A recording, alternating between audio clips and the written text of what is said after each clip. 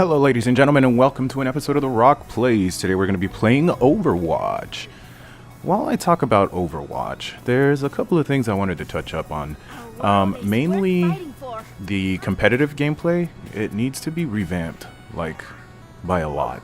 There's certain aspects of it that are cool. It's kind of like the new Pokemon Go game, which is something else I wanted to talk about in this video while I play this game. I'm not very good at this game, so bear with me. This footage was actually recorded by my oldest son, who's really good at this game. I'm mediocre at best. I didn't get a chance to record because I was working, but I asked him to do me this favor, and you know, children are meant to be slaves, I guess. So, with that said, I don't know anything that's going to happen as far as the matches are concerned, so I'm not really going to comment on it. Unless I see something cool, then I'll point it out. But with that being said, I wanted to touch up on the competitive gameplay because I was trying to rank myself up, I want to say last weekend or maybe 2 weekends ago. And I had a chance to get my hands on Lawbreakers, but I missed it due to overtime and, you know, just life constraints, different things like that.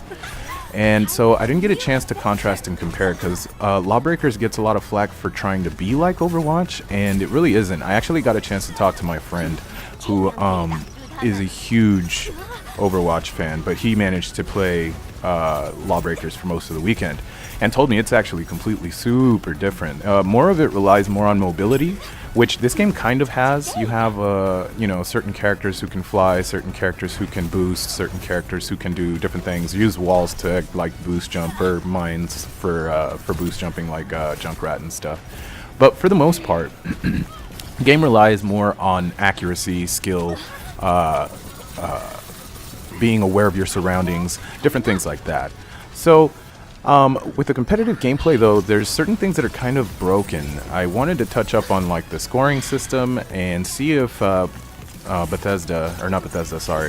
Blizzard ever gets their eyes on this video, which I doubt. I mean, I'm not a huge YouTuber or anything like that. I just like making videos just to make them and, you know, get other people's opinions on the same things that I've been thinking about and playing and stuff.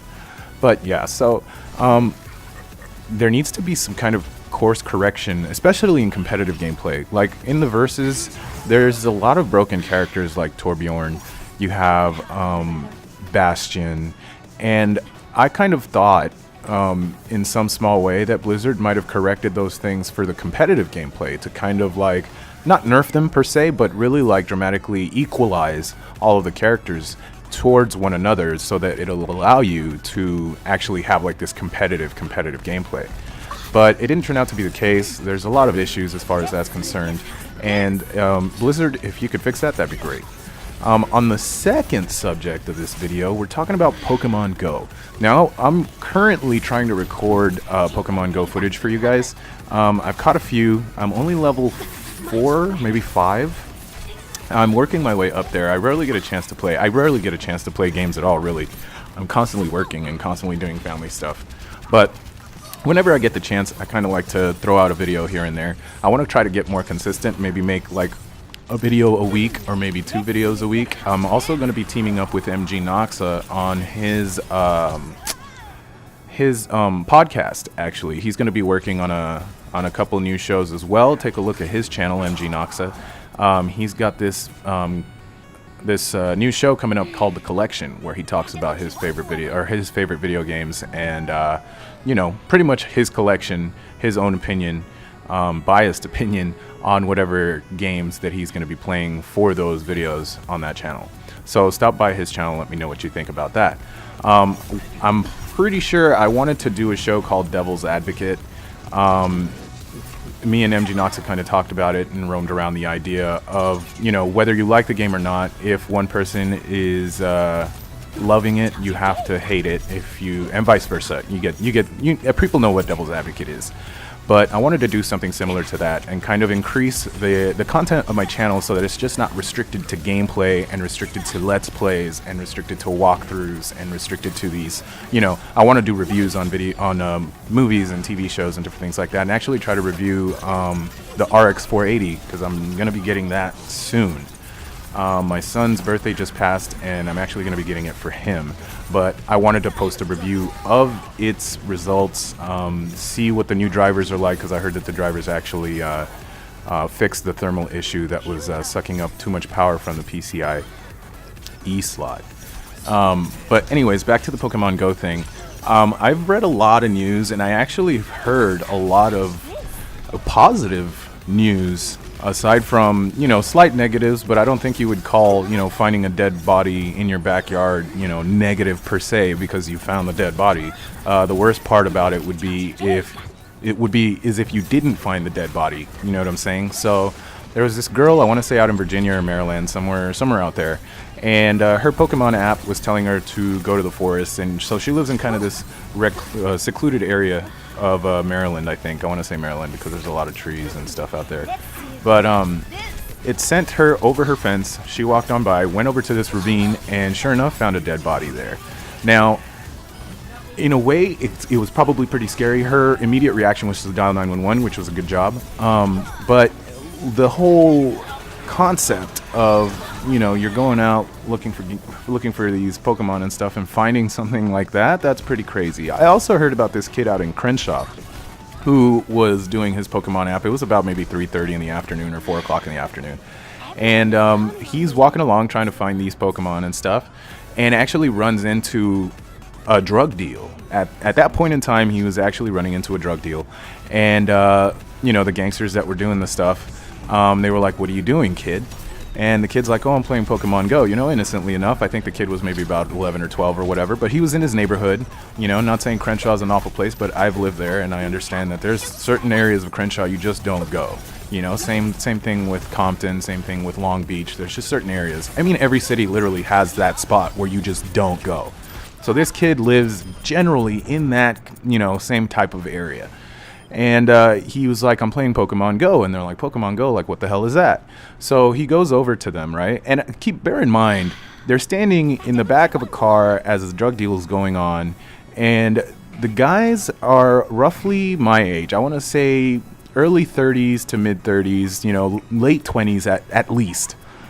And so they take a look at the app, and one of them starts talking about like how does it work, and the kid shows them, and they freaking love it. And right then and there, they download the app, and they all start playing together.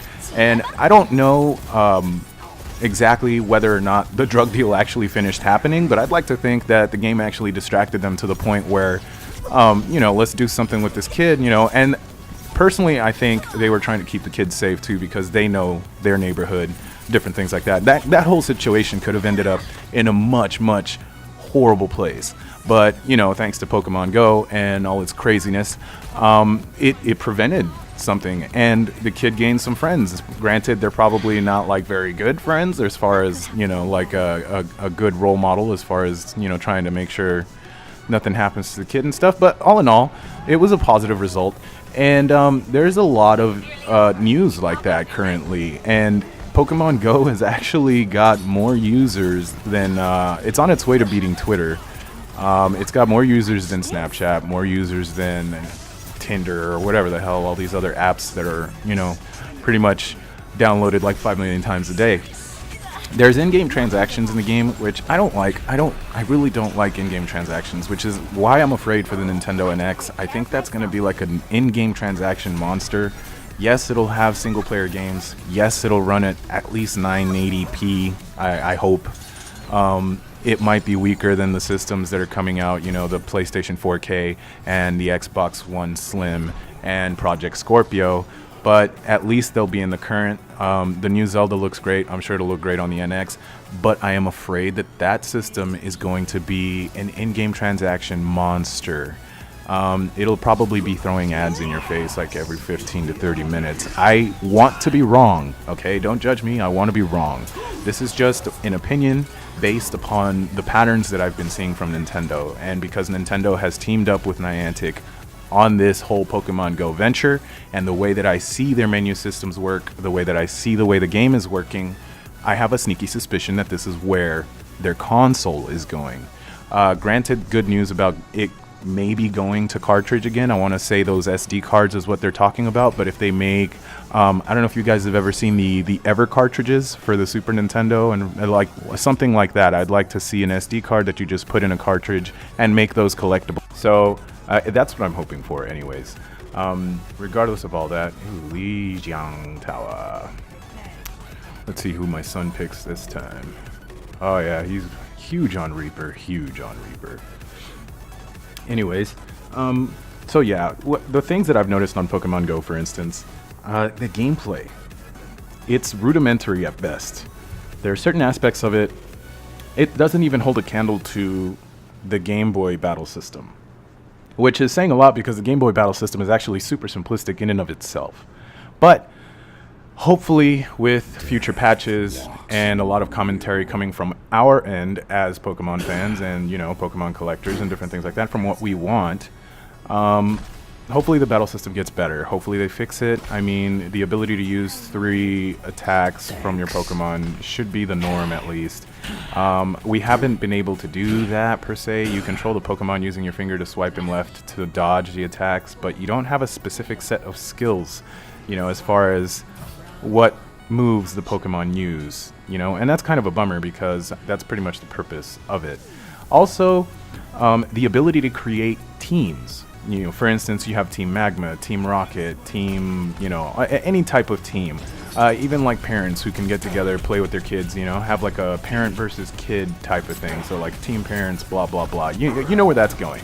But it would just be great to have the ability to create these teams and kind of rank yourself through the match or through the matches and different things like that to the point where other players in your town start hearing about this team, you know, kind of like Team Rocket. You start getting really, really popular amongst your town as this group of parents who goes around beating little kids up and stuff. And I just, personally, I think that just sounds like an amazing thing.